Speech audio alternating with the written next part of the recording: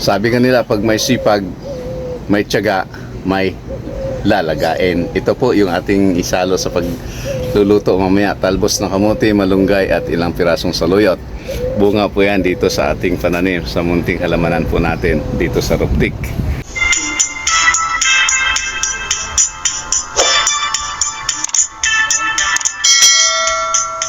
So malago po yung ating mga lemongrass. Ayan o.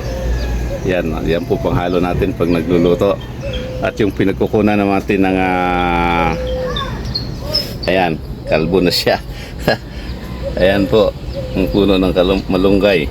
Nakatanim sa palangga ng sira. Ito pa yung dalawang puno ng malunggay dito. Ayan. So pinagpuputulan natin yung pinakasangan niya para mamunga. At dito naman sa isa pang palangga ng sira, ayan, yan po yung mga tanim natin na kamote na pinagkukunan natin ng talbos. Kaya binaon natin ulit yung mga tangkay niya para mas mabilis po yung sibol ulit ng mga talbos. Yan.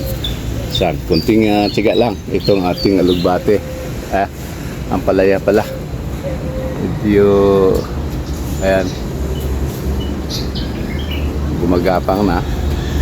At itong ating ito, tagal-tagal na ito. Namunga na ito noon. At baka mamunga uli ito ngayon. Grapes po ito. Kasi nagsasanga ng mga panibago. Nagdadahon ng panibago. Hopefully ito ay magbunga muli at matikman na naman natin yung tamis ng bunga ng grapes. Ayan.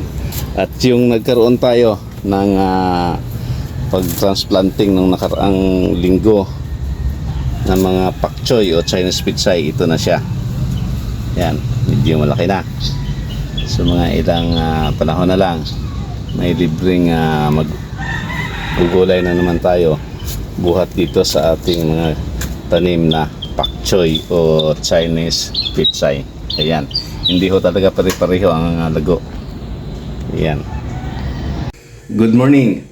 Mayroon na naman tayong from garden to kitchen to table. Yan po ang ating gagawin sa umagang ito. Bakit from garden? Kasi ito mayroon na tayong na-harvest kanina. Ayan. May ilang pirasong talbos ng saluyot, kamuti tops. Ayan. Yung talbos ng kamuti at ito, yung malunggay. Kinalbo na po natin yung puno ng malunggay natin para ito ay magsanga muli. At haluan po natin. Actually, mayroon po tayong natirang hipon.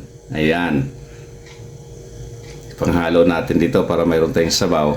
At lalagyan natin ng kamatis, luya. At mayroon din itong sibuyas. At mamaya tanglad. Kukuha pala tayong tanglad doon sa garden. Kalimutan natin. Ayan. Luto tayo. Mga kaliwanag. Mga ka-reels.